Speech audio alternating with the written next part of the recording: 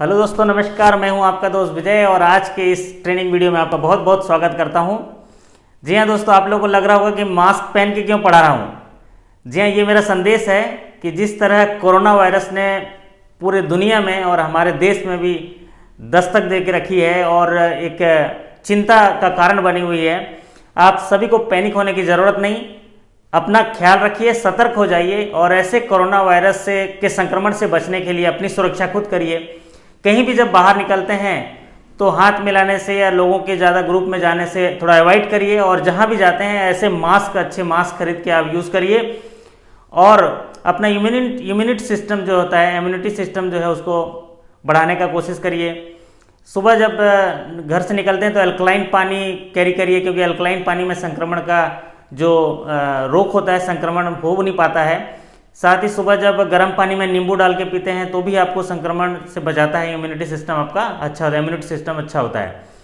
तो जब भी ये संदेश है, उससे पैनिक होने की ज़रूरत नहीं। कोरोना से डरो ना, लेकिन जहाँ भी जाएं तो अपनी सुरक्षा आप खुद कर लीजिए और भी साथियों की सुरक्षा करिए, उनको जागरूकता फैलाइए। इसी संदेश के साथ मैं आज ये मास्क पहन के आपको ट्रेनिंग वीडियो दिया हूँ। वैसे यहाँ पर कोई खतरा नहीं है तो मैं मास्क निकाल सकता हूँ। जी हाँ, ये मैंने मास्क निकाल लिया है। तो आप भी अपनी सुरक्षा खुद करिए और इस कोरोना वायरस से बिना डरते हुए आप लोग बिल्कुल अपना जीवन यापन अच्छे तरीके से करते रहिए। सतर्क रहिए, थोड़ी जानकारी रख लीजिए और सतर्कता जरूर रखना चाहिए। बच्चों पे, परिवार पे, अपने दोस्तों पे उसको अलर्ट रखिए। बेवजह कहीं जाने की अगर ज़रूरत नहीं है तो वहाँ अवॉइड करिए ऐसी जगह पे, क्योंकि ये संक्रमण है साहब, किसी भी समय कहीं भी फैल सकता है। अगर हम थोड़ा भी अलर्ट नहीं हुए तो फिर दिक्कत है। मैं इसके लिए बोलता हूँ कि उनके घर में दरवाज़ा है लेकिन उन्हें खतरे का अंदाज़ा नहीं, और मुझे खतरे का अंदाज़ा है लेकिन मेरे घर में दरवाज़ा नहीं। जी हाँ, दरवाज़ा उनके घर में लेकिन उन्हें खतरे का अंदाज़ा नहीं, और मुझे खतरे का अंदाज़ा है लेकिन मेरे घर में दरवाज़ा नहीं। तो आप बिल्कुल सतर्क रहिए, मास्क पहन के जाइए और कोरोना वायरस से डरने की ज़रूरत नहीं। तो ये वीडियो मैं आप लोगों के साथियों के लिए लेके आया हूँ। उम्मीद करता हूँ कि आप साथी सभी बढ़िया तैयारी कर रहे होंगे और कई साथियों के कमेंट्स आए, उनके अनुरोध पर ये वीडियो बना रहा हूँ किसान क्रेडिट कार्ड स्कीम पर। जी हाँ, ये बहुत सरल सा टॉपिक है। छोटे से वीडियो के माध्यम से इन किसान क्रेडिट कार्ड को समझेंगे। ये वीडियो काफ़ी मददगार होने वाला है उन साथियों के लिए जो बैंक के प्रमोशन एग्जाम में भाग ले रहे हैं और उसकी तैयारी कर रहे हैं। तो चलिए शुरू करते हैं आज का वीडियो। एक्चुअल में किसान क्रेडिट कार्ड एक फर्म क्रेडिट है। ये प्रियॉरिटी सेक्टर का हिस्सा है। प्रियॉरिटी सेक्टर में एग्रीकल्चर आता है। एग्रीकल्चर के 3 हिस्से होते हैं, एक होता है फर्म क्रेडिट, एक होता है इंफ्रास्ट्रक्चर डेवलपमेंट और दूसरा होता है एंसिलरी सर्विसेज। तो ये फर्म क्रेडिट होता है जो किसानों को डायरेक्ट फसल उगाने के लिए दिया जाता है। तो इसको इंट्रोड्यूस किया था नाबार्ड ने। एक्चुअल में इसका जो इंट्रोड्यूस किया था इसको नाबार्ड ने किया था और इसको रिवाइज किया गया 2004 में और 2012 मई 2012 में फिर इसको रिवाइज किया गया किसान क्रेडिट कार्ड स्कीम को बेहतर बनाने के लिए, और उसका रिकमेंडेशन किया टीएम भसीन कमेटी ने किया था, जो अभी तक चल रहा है। तो अभी हम ये जो डिस्कस करने वाले हैं किसान क्रेडिट कार्ड स्कीम, वो रिकमेंडेशन था टीएम भसीन कमेटी के द्वारा और मई 2012 से ये चल रहा है। एक्चुअल में ये एप्लीकेबल कहाँ कहाँ है? ये applicable all schedule commercial bank, RRB, cooperative bank में ये एप्लीकेबल है। और इसकी एलिजिबिलिटी ये किसको किसको मिल सकता है? तो ये मिल सकता है सभी फार्मर को, चाहे इंडिविजुअल हो चाहे जॉइंट फार्मर हो। एसएचजीस को मिल सकता है, जो सेल्फ हेल्प ग्रुप्स को मिल सकता है, जॉइंट लाइबिलिटी ग्रुप को मिल सकता है, टेनेंट फार्मर हैं जो लीज पे लिए हों उनको मिल सकता है, शेयर कॉर्पोरेट्स को मिल सकता है। तो इन सभी लोगों को मिल सकता है। स्मॉल एंड मार्जिनल फार्मर को भी मिल सकता है। चलिए तो आगे देखते हैं कि इसका ऑब्जेक्टिव क्या है, इसमें क्या क्या चीज़ हम लोग ले सकते हैं। ऑब्जेक्टिव क्या है, किसान क्रेडिट कार्ड का ऑब्जेक्टिव क्या है? जी हाँ दोस्तों, आइए बात करते हैं इसके ऑब्जेक्टिव की। इसका ऑब्जेक्टिव है जिसके लिए किसान क्रेडिट कार्ड दिया जा सकता है। इसके ऑब्जेक्टिव देखिए कितने बेहतरीन ऑब्जेक्टिव हैं, आप देख लेंगे, इसको समझेंगे। सबसे पहले, to meet their short term credit requirement for crop cultivation.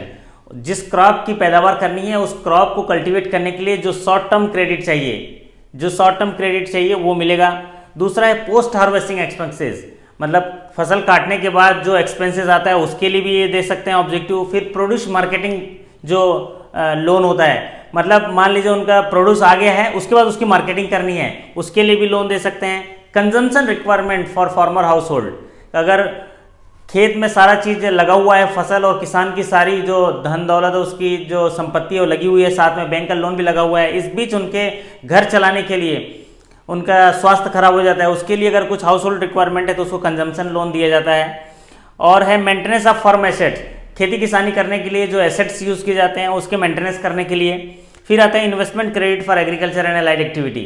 जी हाँ, एग्रीकल्चर करते समय उसमें कुछ इन्वेस्टमेंट प्लान होता है, मान लीजिए कुछ पंप लगाना है, कुछ अलाइड एक्टिविटी करना है, बकरी पालन किया हुआ है, कुछ मुर्गी पालन किया हुआ है, तो इसके लिए भी हम दे सकते हैं। तो ये तमाम ऑब्जेक्टिव हैं जो किसान क्रेडिट कार्ड स्कीम के तहत शामिल किए जा सकते हैं और उसके लिमिट फिक्सेशन में ये काम आते हैं। और क्रेडिट कार्ड की जो वैलिडिटी है वो 5 साल के लिए निर्धारित की जाती है, जो 3 साल में उसका डॉक्यूमेंटेशन लिया जाता है, लेकिन लिमिट जो है 5 साल के लिए निर्धारित की जाती है। साथ ही साथ इसमें एक चीज़ है, जो हर साल 10% का इसमें इजाफा किया जाता है। जो लिमिट का निर्धारण है 10% बढ़ा के किया जाता है, प्रति वर्ष 10% लिमिट जो है बढ़ाया जाता है। और बढ़ाते बढ़ाते जो 5वें साल की लिमिट है उसका डॉक्यूमेंटेशन होता है, लेकिन डिसबर्समेंट वही होगा जो पहले साल की लिमिट निर्धारित होती है। तो चलिए अब बढ़ते हैं आगे की ओर। आगे हम देखते हैं कि इसका लिमिट निर्धारण किस तरह से करते हैं, इसका लिमिट निर्धारण किस तरह से करते हैं। तो अब बात करेंगे हम फिक्सेशन ऑफ लिमिट की। किसान क्रेडिट कार्ड के फिक्सेशन और लिमिट निकालना बहुत आसान है। देखिए, इसमें 3 लिमिट निकाली जाती है। पहले क्रॉप कल्टीवेशन के लिए लिमिट निकाली जाती है, फिर कंजम्पशन लोन के लिए लिमिट निकाली जाती है और मेंटेनेंस ऑफ एग्री एसेट, और तीनों को जोड़ दिया जाता है। तो सबसे पहले यहाँ पर देखते हैं method fixation of crop cultivation loan limit के लिए। तो इसका एक फॉर्मूला है land holding into scale of finance. Actual में स्केल ऑफ फाइनेंस जो है वो डिसाइड करता है डिस्ट्रिक्ट लेवल टेक्निकल कमेटी, जो जिले में होते हैं उनमें फसल के हिसाब से, पैदावार के हिसाब से वो डिसाइड करते हैं कि 1 एकड़ में कितना स्केल ऑफ फाइनेंस उनको लोन की ज़रूरत होती है। तो ये district level technical committee decide करता है कि कितना स्केल ऑफ फाइनेंस होगा उस लैंड होल्डिंग पर। तो ये फार्मूला है land holding into scale of finance. एक एग्जांपल के तौर पे लेते हैं, अगर 10 एकड़ किसी की ज़मीन है और 1 एकड़ में 10,000 का स्केल ऑफ फाइनेंस है उस पैदावार करने के लिए फसल की, तो उसकी लिमिट हो जाएगी 1 लाख रुपए। क्रॉप लिमिट हो जाएगी 1 लाख रुपए, क्रॉप लोन की लिमिट। अब उसमें कंजम्पशन लोन की लिमिट निकालने के लिए हम क्या करेंगे, 10% of crop loan limit. 10% of crop loan limit 1 lakh का है तो ये 10,000 हो जाएगा। और होता है मेंटेनेंस ऑफ एग्री एसेट, खेती करने के लिए जो एग्री एसेट यूज होते हैं उसके मेंटेनेंस के लिए 20% ऑफ क्रॉप लोन लिमिट, तो ये 20,000 होगा। अब टोटल किसान क्रेडिट कार्ड की लिमिट निकालनी है तो 130% of crop cultivation loan limit हो जाएगी। तो 130% मतलब 1,30,000। इस उदाहरण के तौर पे 10 एकड़ की जमीन है और स्केल ऑफ फाइनेंस 10,000 है, तो इसकी टोटल केसीसी लिमिट हो जाएगी 130% ऑफ क्रॉप लोन, जैसे 1,30,000 बोलते हैं। तो ये 1,30,000 होगी पहले साल की लिमिट। जी हाँ, ये होगी 1,30,000 जो होगी ये केसीसी पहले साल की लिमिट होगी। और चूंकि इसमें प्रतिवर्ष 10% बढ़ाया जाता है तो ये 1,43,000 सेकेंड ईयर की हो जाएगी। फिर 10% बढ़ाएंगे तो 1,57,300 हो जाएगी। फिर चौथे साल 1,73,030 हो जाएगी और 5वें साल 1,90,333 हो जाएगी। और अगर हमने लोन लिमिट 1,90,000 रिकमेंड किया है तो 1,90,000 उसकी लिमिट सेंक्शन हो जाएगी। तो जो पूरा डॉक्यूमेंटेशन होगा 1,90,000 का, लेकिन पहले साल 1,30,000 दी जाएगी, दूसरे साल 1,43,000 दी जाएगी, तीसरे साल 1,57,000, 1,73,000, 1,90,000 इस तरह से दी जाएगी। और ये रिवॉल्विंग नेचर का क्रेडिट है, मतलब पहले साल फसल आने के बाद वो पटा देंगे फिर वो निकाल लेंगे, रिवॉल्विंग नेचर है। और इस तरह की लिमिट निर्धारण की जाती है। उम्मीद करता हूँ ये जो लिमिट निर्धारण है आपको समझ में बड़ा सरल सा है। तो चलिए आगे हम कुछ चीज़ें सीखते हैं कि स्मॉल मार्जिनल फार्मर के लिए किस तरह की लिमिट निकाली जाती है। उनके लिए थोड़ा फ्लेक्सिबल लिमिट निकाली जाती है। तो हम स्मॉल मार्जिनल फार्मर के लिए अगले वीडियो में स्मॉल मार्जिनल फार्मर के लिए बताते हैं। चलिए, जी हाँ दोस्तों, जब हम कैलकुलेशन लिमिट के निकाल लिए उसके बाद हमको एक चीज़ देखा जाता है, स्मॉल एंड मार्जिनल फार्मर है। अगर स्मॉल एंड मार्जिनल फार्मर है, स्मॉल एंड मार्जिनल फार्मर है तो उसकी फ्लेक्सिबिलिटी होती है लिमिट निकालने के लिए। और लिमिट जो होती है 10,000 से लेके टू मैक्सिमम 50,000 तक इसकी लिमिट होती है। 10,000 से लेके मैक्सिमम 50,000 की लिमिट होती है।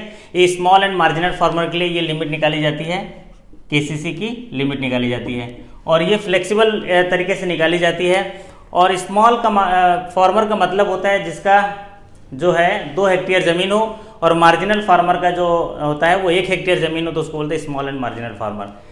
अब इसमें जो लिमिट दी जाती है इसमें इंटरेस्ट सबवेंशन है। जी हाँ, इंटरेस्ट सबवेंशन है, गवर्नमेंट के द्वारा इंटरेस्ट सबवेंशन मिलता है, जिसमें ब्याज में छूट मिलती है। और वो अप टू है 3 लाख। अगर अप टू ₹3 लाख की लिमिट है तो इंटरेस्ट जो लगाया जाएगा बैंक के द्वारा वो 7% लगाया जाएगा। और जो डिफरेंस अमाउंट है गवर्नमेंट से इंटरेस्ट सबवेंशन मिलता है, जो 2% का इंटरेस्ट सबवेंशन मिलता है।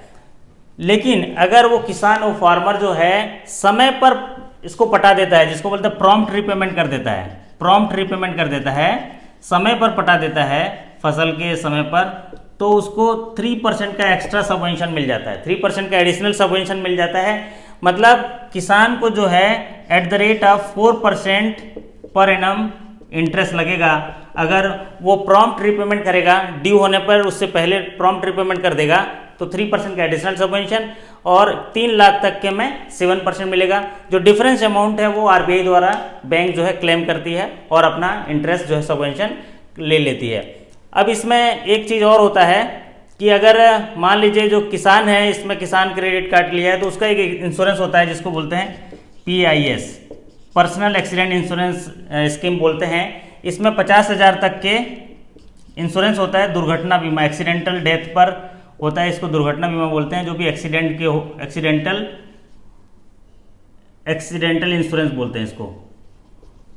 तो ये ऐसी बीमा है जिसको पर्सनल एक्सीडेंटल इंश्योरेंस स्कीम बोलते हैं। अगर किसी दुर्घटनावश किसान की मौत हो जाती है, मृत्यु हो जाती है, तो 50,000 रुपये मिलेगा। अगर दुर्घटना में वो पार्शियल डिसेबल हो जाते हैं तो 25,000 मिलेगा, और अगर परमानेंट डिसेबल हो जाते हैं तो 50,000 मिलेगा। पार्शियल डिसेबल मतलब एक पैर चला गया, एक हाथ चला गया, तो पार्शियल डिसेबल। परमानेंट डिसेबल मतलब दोनों पैर चले गए, दोनों हाथ चले गए, तो वो परमानेंट डिसेबल, तो इसमें 50,000 मिलेगा।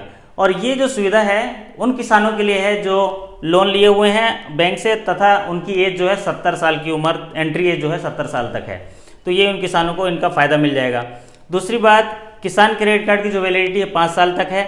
इसमें अगर शॉर्ट टर्म क्रॉप है, शॉर्ट टर्म क्रॉप उसको बोलते हैं जिसका उत्पादन जो है 12 महीने के अंदर हो जाता है, और लॉन्ग टर्म क्रॉप उसको बोलते हैं जिसका उत्पादन जो है 12 महीने के बाद होता है। अगर शॉर्ट टर्म क्रॉप है तो उसका जो एनपीए होगा, अगर वो 2 क्रॉप सीजन तक ड्यू हो जाएगा तो एनपीए हो जाएगा 2 क्रॉप सीजन तक, और अगर लॉन्ग टर्म क्रॉप है और वो 1 क्रॉप सीजन तक ओवर ड्यू हो गया तो वो एनपीए हो जाएगा। तो ये ध्यान रखने वाली बात है, ये ज़्यादातर सवाल इसके आते हैं। अगर शॉर्ट टर्म क्रॉप है, अगर शॉर्ट टर्म क्रॉप है तो 2 क्रॉप सीजन तक ड्यू होना है, 2 क्रॉप सीजन अगर ड्यू हुआ तो एनपीए हो जाएगा।